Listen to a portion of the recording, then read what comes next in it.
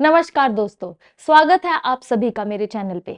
आइए आज हम विदाउट वेस्टिंग आवर टाइम शुरू करेंगे पैरा जम्बल्ड, जो कि एसबीआई और पीओ के एग्जाम्स के लिए बहुत ही ज्यादा जरूरी क्वेश्चंस आते हैं। और स्टार्ट करें। So here we have a paragraph जो कि सेंटेंसेस के फॉर्म में होगा। बहुत सारे अलग अलग तरह के सेंटेंसेस होंगे, वो सारे जम्बल्ड होंगे। हमने एक एक सेंटेंस को रीड करना है और उनको अरेंज करते जाना है। Okay, the very first one.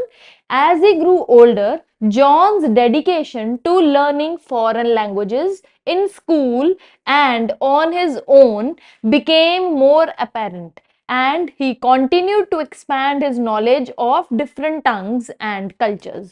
तो अब ये वाला सेंटेंस पढ़ के हमें ये तो पता चल गया कि ये पैराग्राफ में किसकी बात की जा रही है, लैंग्वेजेस के बारे में, लिंग्विस्टिक कल्चर और इन सब चीजों की। ओके, सेकेंड सेंटेंस क्या कहता है? Growing up in a household where his parents spoke different languages provided John with a rare opportunity to immerse himself in different linguistic cultures. तो अब ये कहता है कि वो ऐसे हाउसहोल्ड में ग्रो हो रहा था जहां पे उसके पेरेंट्स, उसके मदर एंड फादर अलग अलग भाषाएं बोल रहे थे। Provided John with a rare opportunity, और ये चीज जॉन को एक अलग तरह की एक अपॉर्चुनिटी दे रहा था। अपॉर्चुनिटी देना मतलब एक अलग तरह की उसके अंदर कैपेबिलिटी प्रोड्यूस कर रहा था to immerse himself in different linguistic cultures, और अलग अलग तरह के लिंग्विस्टिक कल्चर्स को उसके अंदर समावेश कर रहा था। Then the third one, driven by his unwavering commitment to language learning, driven by his unwavering मतलब जो हिले डुले नहीं, स्टेबल रहे, स्थिर रहे। Commitment to language learning, commitment मतलब उसने ये ठान लिया था कि मैंने लैंग्वेज लर्न करनी ही है। John went on to become proficient in several languages. John आगे चलकर इतना ज्यादा प्रोफिशिएंट हो गया अलग अलग भाषाओं में, and pursued a career as a highly skilled translator, और उसने इसी चीज में अपना करियर बनाया। और क्या बना? जाकर एक हाईली स्किल्ड ट्रांसलेटर बन गया। Translator is a person who translates various languages in the other languages.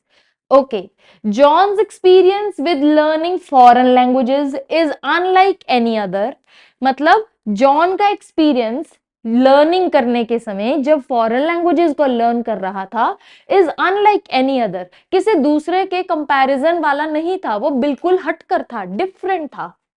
As he had a unique upbringing that allowed him to develop a deep appreciation and fascination for languages. जो उसकी upbringing थी मतलब जो उसकी परवरिश थी, कैसे हुई थी? That allowed him to develop a deep appreciation, जिसने उसकी परवरिश में ही deep appreciation बिठा दिया था लैंग्वेजेस को लेकर। फैसिनेशन होता है किसी चीज को लर्न करने का, एक अलग जो सुरूर होता है, जो अलग तरह का चार्म होता है, that was appreciation for languages. क्योंकि उसके पेरेंट्स घर से शुरुआत से ही अलग अलग लिंग्विस्टिक एक्सपीरियंसेस शेयर कर रहे थे, तो जॉन के पास भी वही एक्सपीरियंसेस आए। Next sentence is with his इनेट talent. इनेट talent जो टैलेंट हिडन होता है, जो हमारे अंदर होता है, जो शुरुआत से ही हमें दिखाई देने लग जाता है। For language acquisition, language acquisition, acquisition मतलब एक्वायर करना, सीखना, लैंग्वेज को सीखने का talent. John was able to quickly assimilate, assimilate मतलब इकट्ठा करना, new vocabulary and grammar rules, and he relished the challenge of mastering complex linguistic concepts. और जब उसने इन सारी चीजों को इकट्ठा करना शुरू कर दिया, मतलब कि सारी अलग अलग तरह की vocabulary, grammatical rules जब उसको समझ में आने लग गए, तो फिर उसने क्या किया? चैलेंज को एक्सेप्ट किया of mastering complex linguistic concepts, इन सबको भी अच्छे से समझना शुरू कर दिया। And last sentence is the exposure to multiple languages at an early age sparked John's interest in language learning. जब उसको एक्सपोजर मिला ऑफ मल्टीपल लैंग्वेजेस का बहुत ही छोटी कम उम्र में, क्योंकि उसके पेरेंट्स बोलते थे इसीलिए उसको भी मिल गया ये एक्सपोजर, तो जॉन का इंटरेस्ट किस चीज में जागा? In language learning. अब उसने लैंग्वेज लर्निंग में अपना इंटरेस्ट बनाना शुरू कर दिया। And instilled in him a lifelong passion for exploring different dialects and linguistic customs। तो धीरे धीरे बहुत अलग अलग तरह के डायलेक्ट्स, मतलब कि जिस जिसमें भाषा बोली जाती है, वो भी उसने सीखने शुरू कर दिए। Now this whole paragraph is all about languages. तो अभी हम इनको अरेंज करेंगे one by one. So starting with the very first, हमने क्या देखा कि as he grew older, older मतलब जैसे जैसे वो बड़ा होता गया, लेकिन ये सेंटेंस नंबर 1 नहीं बन सकता। We'll have to search for another sentence. Growing up in a household, तो growing up in a household that can be sentence number 1। तो हमें इसको एक बार नंबर 1 लगा लेना चाहिए, क्योंकि कोई बच्चा जब ग्रो करता है हाउस होल्ड, मतलब it is starting from the very beginning. Okay, next sentence says driven by his unwavering commitment to language learning, John went on to become proficient in several languages and pursued a career as a highly skilled translator। तो career जब परसू हो गया, मतलब वो काफी बाद की बात है, अभी इसको, इस सेंटेंस को हम कंसिडर नहीं करेंगे, सी पार्ट को। नेक्स्ट सेंटेंस पढ़ते हैं। John's experience with learning foreign languages is unlike any other, as he had a unique upbringing that allowed him to develop a deep appreciation and fascination for languages। क्या हम इस sentence को number 2 डाल सकते हैं? अभी नहीं डाल सकते, आगे वाला देखते हैं। With his innate talent for language acquisition, John was able to quickly assimilate new vocabulary and grammar rules and he relished the challenge of mastering complex linguistic concepts। अभी यहाँ पे complex linguistic concepts तक हम नहीं पहुंचे हैं, क्योंकि अभी उसने सिर्फ grow up किया है household में। अगला sentence, the exposure to multiple languages at an early age, yes, ये बनेगा हमारा sentence number 2, क्योंकि चाइल्डहुड के बाद, मतलब growing up in house hold के बाद, वो कहां पर जा रहे हैं? हम अगले स्टेप पर जा रहे हैं, at an early age. So this is going to be our sentence number 2। हमने इसको एक बार सेंटेंस नंबर 2 मार्क कर लिया। अब हम बात करेंगे सेंटेंस नंबर 3। दोबारा से जो बच गए हैं उनको पढ़ना पड़ेगा हमें। So will have a look upon.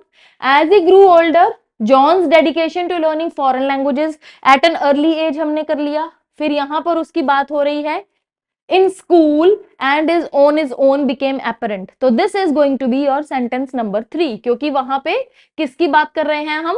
अब हम जॉन को स्कूल भेज रहे हैं। so this is going to be step number 3। fine, A part is done, B part is also done. अब C, D और E रह गए। देखिए C पार्ट में बात करी गई है उसके करियर की, तो करियर काफी पीछे जाके आएगा, मे बी एंड में ही आएगा, तो इसको भी छोड़ना पड़ेगा। Okay, D part, John's experience with learning foreign languages is unlike any other, as he had unique upbringing that allowed him to develop a deep appreciation and fascination for languages। क्या हम इसको, ये D पार्ट को sentence number 4 बना सकते हैं? Let's see, अगले sentence को भी पढ़ लेते हैं। With his innate talent for language acquisition, John was able to quickly assimilate new vocabulary and grammar rules, and he relished the challenge of mastering complex linguistic concepts। So, can we form this as the sentence number 4? Yes. We'll write here. This is going to be a sentence number 4, क्योंकि जब उसने school में ये सारी चीजें learn कर ली, उसके बाद उसने कॉम्प्लेक्स कॉन्सेप्ट्स को भी ग्रैब करना शुरू कर दिया। Number 4. Okay, then we'll have this as number 5, as it is very clear। अब करियर की बात हो रही है, तो this is going to be our number 6। So this is how we sort out all the sentences, and now we are going to frame the sequence in the end। तो number 1 is B, यहां पर बनाते हैं। B के बाद number 2, this is number 2, B के बाद F, F के बाद number 3, number 3 A के बाद थर्ड के बाद fourth number E, then we have fifth D, and this is C। finally we have a sequence with us। this is going to be our sequence। so how we frame the sequence is all dependent upon how concentrated you are in reading each sentence of a paragraph and how do you frame it। कुछ चीजें ऐसी होंगी इस paragraph में या इन sentences में, इन lines में, जो एक दूसरे को कनेक्शन दे रही होंगी। या तो हो सकता है कोई नंबर्स हों, एज रिलेटेड कुछ चीजें हो, या ये हो सकता है कि कोई ऐसी हमारे पास सीक्वेंस बन रही हो जिससे हम एक एक स्टेप को दूसरी कड़ी के साथ जोड़ते जाएंगे और हमारा सीक्वेंस कंप्लीट होता जाएगा।